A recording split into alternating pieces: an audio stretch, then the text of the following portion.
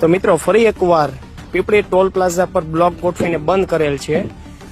ભાવનગર સાઈડથી સુરત સાઈડ જતા તમામ ટ્રાન્સપોર્ટ ટ્રાવેલ્સ વાળાને ખાસ નોંધ લેવી કે આ રોડને બ્લોક ગોઠવીને સંપૂર્ણપણે બંધ કરેલ છે.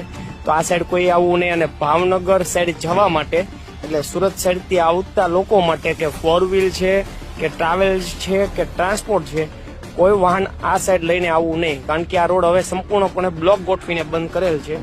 આ વિડીયોને વધુમાં વધુ શેર કરો, જે લોકો આ સાઈડ આવતા હોય તેને ખ્યાલ રહે કે આ રોડને બંધ કરવામાં આવેલો છે.